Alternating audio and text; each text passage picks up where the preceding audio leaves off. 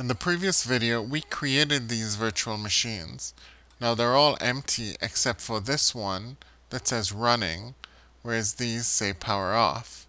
Let's go ahead and minimize the VirtualBox console and look at what's happening inside here. This is an installation we had started in the previous video, and possibly what we want to do is go ahead and reset this virtual machine and allow VirtualBox software to start over from scratch. What it's actually doing now, notice I could move this window around. This window represents the actual, what you would see if you were doing this install on a separate physical machine. It's reading the CD-ROM drive and it's going to attempt to do an installation. The mouse doesn't yet work inside of here, so we could use the up and down arrow to check the installation media if the CD-ROM is damaged. To repair the system, it can't be repaired since it hasn't been installed yet. Let's go ahead and click installation, and we see it's loading the Linux kernel. If you don't know what the kernel is right now, don't worry about it. We'll look at that later. Go ahead and click OK on these warnings. And one very important thing I must point out when using VirtualBox, notice my mouse that I could move it to any point on the screen right now. If I click inside of the VirtualBox window, I get this warning. It tells me that my mouse is about to be captured by the virtual machine, and I must click the right control button on the keyboard to release it. Let me demonstrate. If I click capture, notice you no longer see the mouse. That's because the virtual machine doesn't yet know how to use the mouse, and at the same time, I cannot use the mouse on my Windows Vista computer because the virtual machine now thinks the mouse belongs to it. In order to release it, I must click the right mouse button and I have my mouse back. Sorry, the right control button on the keyboard. Let's look at what's happening here. The installation has begun. And these are the various steps to install OpenSuSe Linux. Preparation, welcome, installation, configuration. It's initializing the environment. If we scroll down, we could click next. And again, it warns us about the mouse being captured. The reason for so many warnings is you could potentially get the mouse captured by the new virtual machine and not be stuck. It tells me that the license needs to be accepted, so I'll agree. After you read this, click next.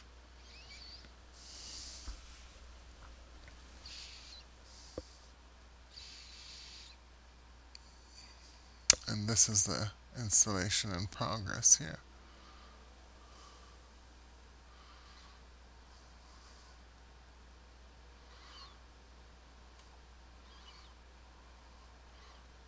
We could select new installation because this is not an update. There was no previous installation before.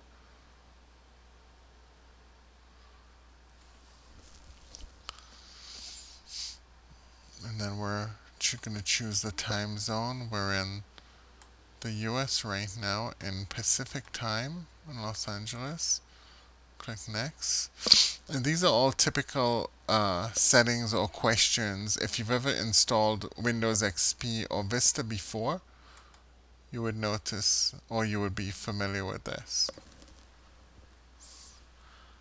I'm going to choose a desktop. I'll choose the KDE 4. Click next.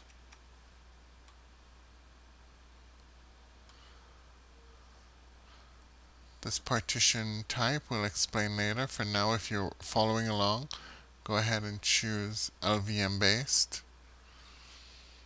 This sets up the disk how we want the disk set up, but for beginners, it's probably a good idea just to accept the defaults and hit next. And here It's asking for a username. Let me scroll up to see the full name of the person. Griff training.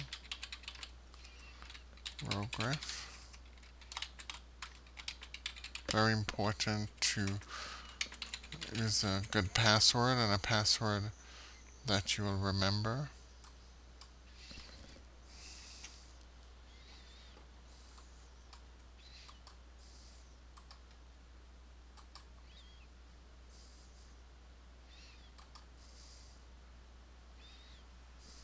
And at this point, we should probably get ready to pause the video because of time constraints on YouTube videos. If it's too long, it may not be able to make it.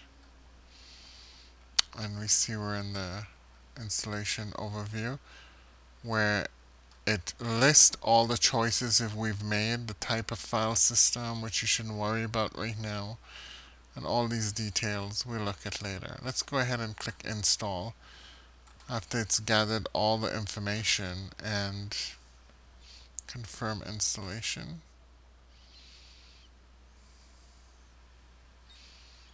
And the installation process has begun. This gives us a list of what it's actually doing. It's creating the disk, a virtual disk or fake disk within the disk of Windows Vista. So by the time this installation is finished, this installation of Linux would believe that it's actually running on its own hardware and performs beautifully, and you would actually be able to do anything on this Linux installation that you would be able to do if it was installed on a regular piece of hardware. So I'm going to go ahead and pause the video right now or stop the video, and we'll look at OpenSuSe Linux after the installation, how to go ahead and look at the Unix commands we've already seen from Cygwin, and also new Unix commands that's specific to OpenSuSe Linux, Unix.